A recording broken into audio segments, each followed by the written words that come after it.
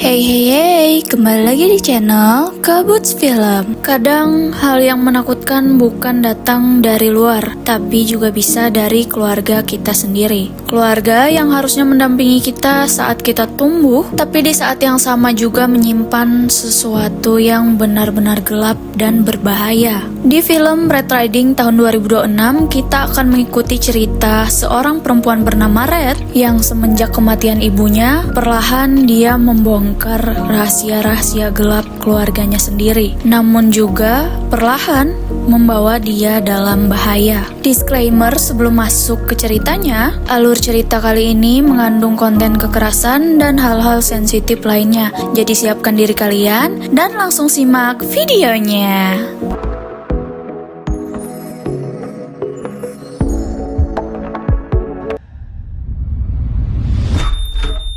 Di awal film, kita diperkenalkan pada seorang gadis bernama Red Riding yang akrab dipanggil Red. Ia baru saja pulang ke rumah dan mendapati ruangan penuh asap, sementara sang ibu sedang terlihat ngudut. Panik, Red langsung bergegas membereskan keadaan. Setelahnya, ibu Red pun menceritakan mimpinya yang mengerikan, di mana seekor serigala merenggut tangannya. Padahal diketahui di sini kalau ibu Red kehilangan tangan karena kecelakaan. Mungkin itulah juga yang menjadi pemicu ketergantungannya pada zat-zat terlarang. Di sekolah, Red tertidur di kelas, sehingga ia pun ditegur guru saat pelajaran tentang DNA dan diusir dari kelas. Red pun pulang dan bukannya mendapati ruangan penuh asap lagi, hal yang lebih mengerikan ia dapati, yaitu ibunya meninggal akibat overdosis. Disinilah cerita film Red Riding 2026 benar-benar dimulai. Setelah kejadian itu, Red akhirnya menghubungi satu-satunya keluarga yang ia punya, neneknya yang bernama Lady Penelope. Ia meminta untuk tinggal bersama dan sang nenek pun langsung menyetujuinya, bahkan mengatakan kalau Red tidak akan kekurangan apapun di sana.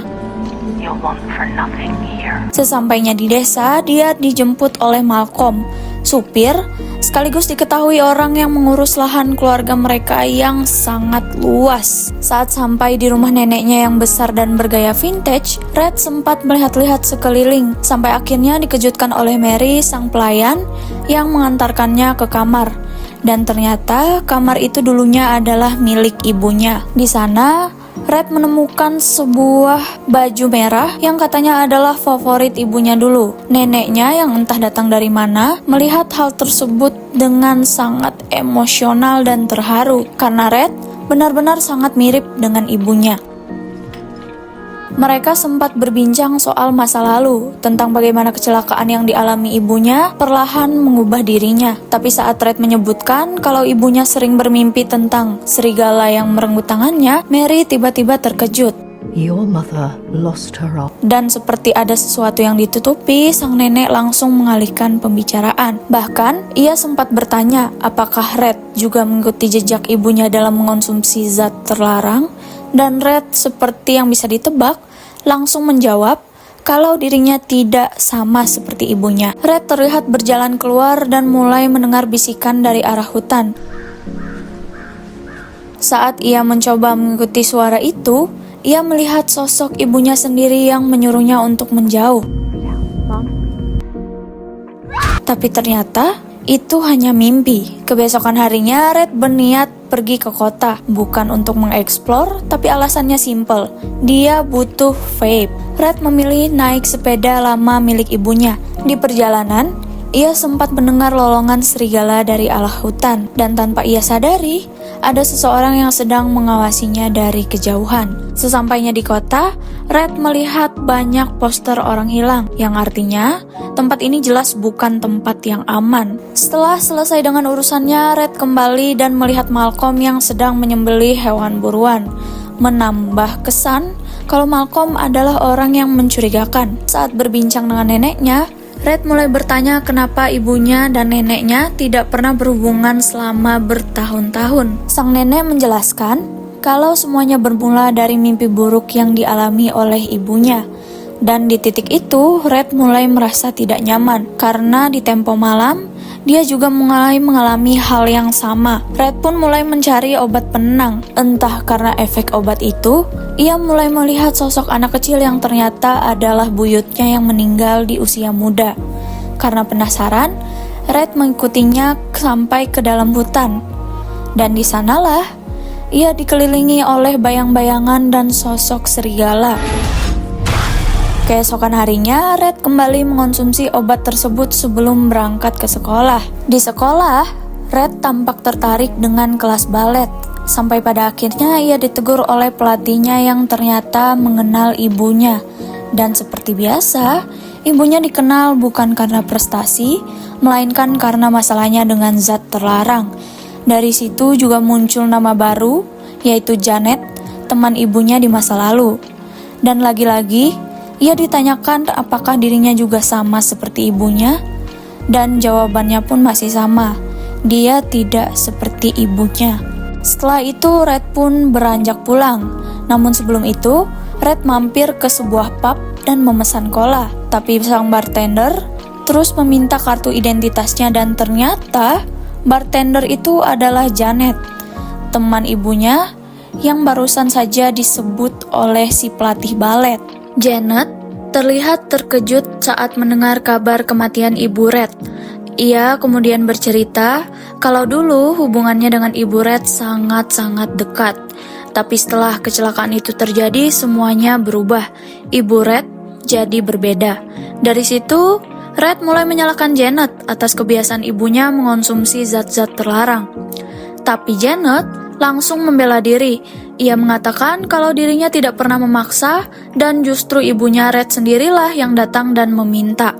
Pembicaraan pun beralih ke kejadian kecelakaan. Janet mulai mengatakan sesuatu yang cukup aneh karena ternyata ibu Red itu sebenarnya tidak bisa menyetir mobil. Tapi saat Red mencoba menggali lebih dalam, Janet malah menutup pembicaraan itu dan menyuruhnya untuk melupakan semuanya. Di titik inilah, makin banyak hal yang terasa janggal dan terasa banyak yang ditutup-tutupi. Setelah itu, Red yang mulai mabuk di pub berkenalan dengan dua orang, Ewan dan Martin. Saat mereka sedang ngudut bersama, Red sempat bercanda kalau ibunya mati dimakan serigala. Wolf got her.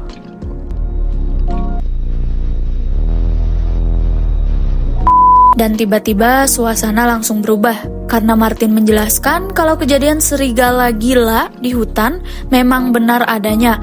Karena itulah yang menjadi alasan orang-orang banyak hilang di kota ini. Tapi Ewan, yang juga kehilangan ibunya, mencoba menenangkan dengan bilang kalau itu cuma mitos, entah buat nenangin Red atau buat nenangin dirinya sendiri. Ewan kemudian mengajak Red untuk menginap di rumahnya. Dan ya, mengingat mereka baru kenal beberapa jam, mereka langsung akrab banget.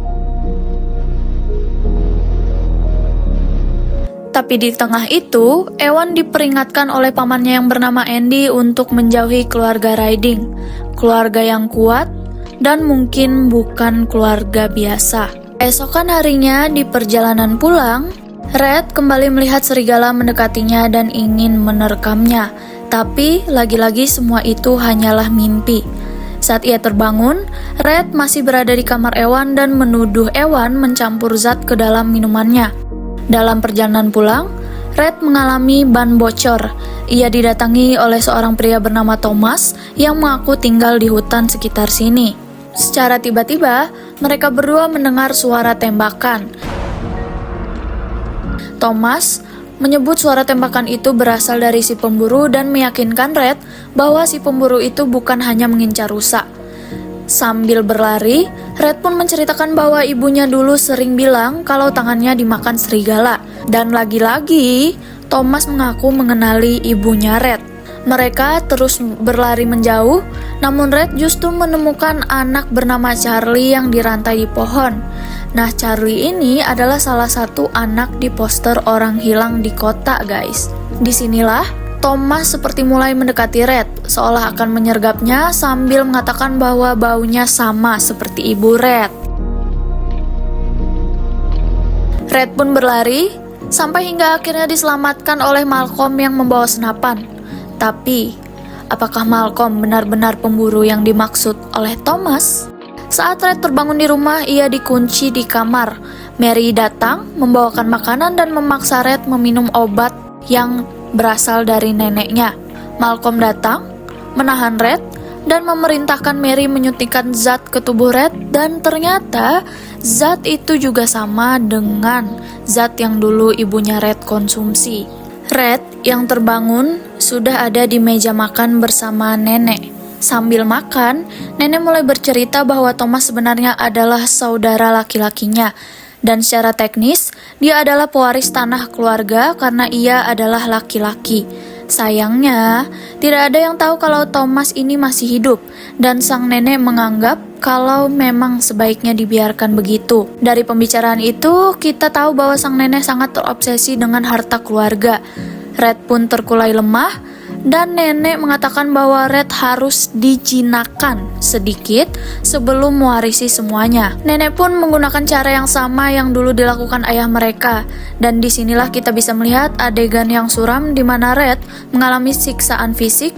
Nah, sambil bercerita, nenek mengungkapkan bahwa Thomas juga anak yang liar sama seperti Red. Thomas pernah dirantai di hutan oleh ayah mereka selama 3 bulan, dan meskipun ibu mereka ingin membebaskannya, Thomas justru memakan ibunya.